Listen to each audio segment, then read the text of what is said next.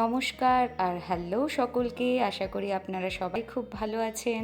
প্রবাসী রূপা চ্যানেলে আরেকটি নতুন ব্লগ নিয়ে আপনাদের সামনে আমি আবার হাজির হয়ে গেছি। আজ শুক্রবার, সন্ধে এখন 7:30। সন্ধ্যের এই শান্ত মুহূর্তে আজকের গল্পটা শুধু কুকিজ বানানোর নয়, একটু সংগ্রাম, একটু সৃজনশীলতা আর অনেকটা ভালোবাসার। লকডাউনের সেই কঠিন সময়টা মনে আছে তো? দোকানপত্র, কাজ বাজ, ইনকাম সব কেমন বন্ধ হয়ে গেছিল। মুদিখানার দোকানগুলো 2 সপ্তাহ অন্তর অন্তর একবার খুলতো, তাও কত ভয়ে ভয়ে, মাস্ক পরে, নির্দিষ্ট দূরত্ব বজায় রেখে। যাই হোক, সেই সময় যে যার মতো বেসিক কাঁচা উপকরণটুকুনি নিয়ে বাড়ি ফেরা হতো, বেশি বেশি করে, তাও বেশি স্টকও থাকতো না তখন। খাবারের বিলাসিতাও বন্ধ, মানে আমাদের যে রাস্তায় বেরিয়ে টুক করে ফুচকা খেয়ে নেওয়া, চাউমিন খেয়ে নেওয়া, এগরোল খেয়ে নেওয়া, চিকেন রোল খেয়ে নেওয়া, আবার মিষ্টি মুখ করতে ইচ্ছা করলে মিষ্টির দোকানে চলে যাওয়া, মিয়া মোড়ে গিয়ে কেক, কুকিজ এইসব সব বন্ধ। ঠিক তখনই ভাবলাম, যা আছে সেটাকেই লাক্সারি বানাতে হবে। সাধারণ উপকরণ দিয়ে কিভাবে একটু লাক্সারি ফিল আনা যায়, সেখান থেকেই শুরু আমার কুকিজ বানানোর জার্নি। অনেকটা ফাঁকা সময় ছিল, আর আমাদের ঘরে আমি আর বোন একটু বেশি সুইট লাভার ছিলাম, কিন্তু একই সাথে জানতাম বেশি চিনি শরীরের জন্য একদম ভালো না।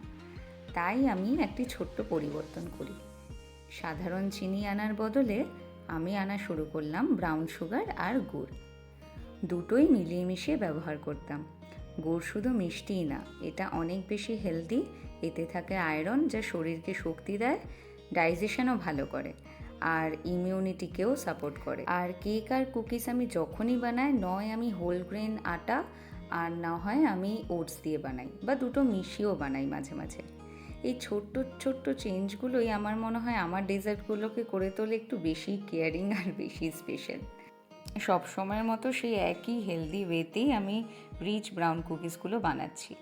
এটা হচ্ছে সবথেকে লাস্টের স্যাটিসফাইং কাজ, সেটা হচ্ছে এই টপিংসগুলো দেওয়া। ভর্তি ভর্তি করে চকলেটগুলো দিয়ে দিচ্ছি। ব্যাস, আমার কাজ এখন শেষ। এবার আমি ডেকে নেব মলুকে, কারণ ওদের কাছে একটাই গ্লাভস আছে, তাই একটা গ্লাভস পরে এই এক হাতে এই ভারী ট্রেটা ঢোকাতে আমার বেশ ভারী লাগে। তাই জন্য ট্রেটাকে ঢোকানো আর ট্রেটাকে বার করার দায়িত্ব হচ্ছে মলুর। এই যে আমাদের কুকিজগুলো সুন্দর রেডি হয়ে গেছে, প্রচণ্ড সুন্দর একটা রিচ চকলেটের স্মেল পুরো ঘরে ছড়িয়ে পড়েছে। কুকিজ বানানোর পর আমি বসে পড়েছি নিজের নখগুলো সুন্দর বানানোর জন্য। আমি একটা বিশাল বড় প্রজেক্ট নিয়ে বসেছি, সেটা হচ্ছে নেলস করা।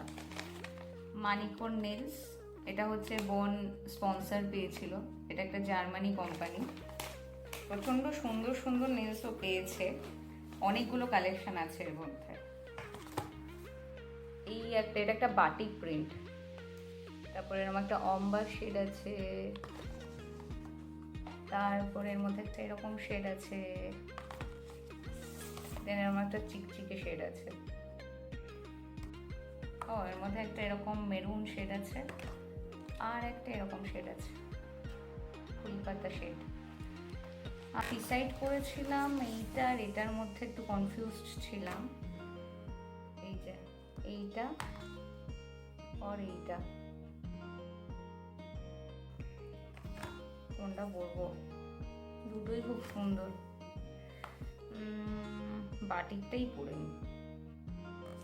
এগুলো পরে অনেক রকম ব্যাপার আছে, এখানে কাঁচি দিয়ে আবার কাটতে হবে, আমি দেখাচ্ছি স্টেপস, একটা দুটো স্টেপস দেখাচ্ছি। আবার এইটা দিয়ে শোকাতে হবে নেলসগুলো, দেন আমি নখগুলোকে ঘষাঘষি করে শেপ দিতে পারবো আমার চয়েসের শেপ। আমি আমন্ড শেপটা দেবো বলে ঠিক করেছি।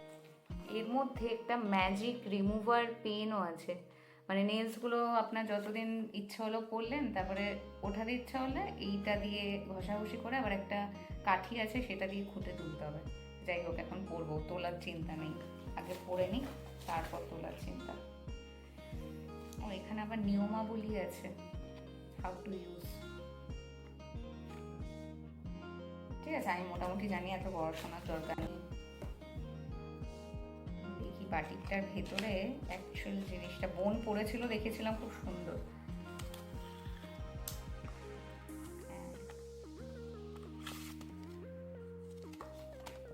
কি রে, বাটিকে নেল পলিশটা কই? অন্য কোনোটার ভিতর ঢুকে গেছে বোধ হয়। ও না, এই যে এর ভেতরে। এই যে এইরকম, এই যে কয়েকটা বোন পরেও নিয়েছে, এর জন্য কাটা ছেঁড়া এগুলো। দেখি, এই আর্টিফিশিয়াল নেলস এখন প্রচণ্ড ট্রেন্ডিং।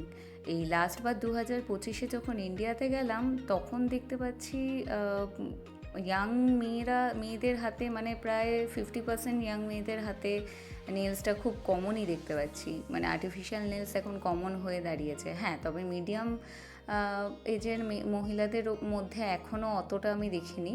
তবে জার্মানিতে যখন আমি প্রথম আসি, মানে আমি টিনেজার থেকে শুরু করে ইয়াং মেয়েদের থেকে শুরু করে, মানে তারপরে বয়স্ক মহিলাদের হাতের মধ্যে তো নেলস পরা থাকেই, পায়ের মধ্যেও পর্যন্ত আর্টিফিশিয়াল নেলস পরা থাকে।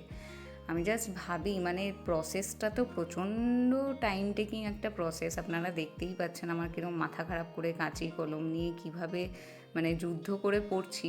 আমি জাস্ট ভাবি কী করে হাতে পায়ে এবং অল টাইম, মানে ওদের হাত সবসময়, হাত পা এগুলো সব টিপটপ থাকে। মানে এবং নেলস, মানে নর্মাল নেল পলিশ খুব কমই দেখেছি, মানে এরকম আর্টিফিশিয়াল নেলসই পরা।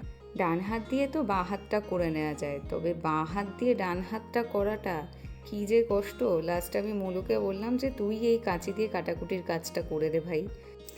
আমরা যখন ছোট ছিলাম তখন তো ছিল নেল পলিশের চল। নেল পলিশের চল এখনও আছে, এখনও আমি প্রচুর নেল পলিশ কিনি। ছোটোবেলাতেও প্রচুর নেল পলিশ কিনতাম, মানে যখন স্কুল কলেজে পড়ি নেল পলিশ কেনাটা মানে পুরো নেশা। মানে আমার বাক্স নেল পলিশ থাকতো, মানে যত রকম কালার, মানে কালার কালেক্টার টাইপের একটা ব্যাপার স্যাপার ছিল আর কি। দুর্গাপুজোর সময় কেউ যদি আমাকে নেল পলিশ গিফট করতো, কী যে আনন্দ হতো। মানে এখনও আমাকে কেউ নেল পলিশ গিফট করলে মানে আমার কী যে মজা লাগে। নেল পলিশের প্রতি ভালোবাসাটা একইভাবেই রয়ে গেছে। আমি যখন ছোট ছিলাম 5 ml একটা ছোট্ট নেল পলিশের বোতল পাওয়া যেত, যেটা দাম ছিল 5 টাকা। প্রথম নেল পলিশ কেনা সেই 5 টাকার বোতল দিয়েই। আমার পরিষ্কার মনে আছে সেই ছোট্ট কিউট নেল পলিশের বোতল। কে জানে এখন আর পাওয়া যায় কিনা। আপনারা কি কেউ ইউজ করেছেন এই ছোট্ট কিউট নেল পলিশ? তাহলে আমাকে জানাবেন। যাক, মলুর দয়ায় আমার ডান হাতটা হয়ে গেল। এই যে লাস্ট বুড়ো আঙ্গুলের নখটাও শেপ করে দিচ্ছে। ও একটু ডান হাতটা ছোটোই রেখেছে, দুম করে ছোট। আমি একটু বড় করতে চেয়েছিলাম, বাট ও দেখি দুম করে কেটে দিয়েছে যখন, তারপর বললাম থাক, খাবো টাবো তো, তাই ছোটোই থাক, ভালোই হবে। আর এই যে এবার আমি লেজার লাইট দিয়ে শুকিয়ে নিচ্ছি। এটা হচ্ছে খুব ইম্পর্ট্যান্ট একটা স্টেপ। এটা দিয়ে ভালো করে না শুকালে নখগুলো শক্ত হবে না, আর শক্ত না হলে এরকম ঘষাঘষিও করা যাবে না। আর ভালো করে না শুকালে নখের সাথে ঠিকমতো মানে আটকেও থাকবে না, উঠে যাবে। এবার নখগুলো ঘষাঘষি করে সুন্দর করে শেপ দিয়ে দিচ্ছি।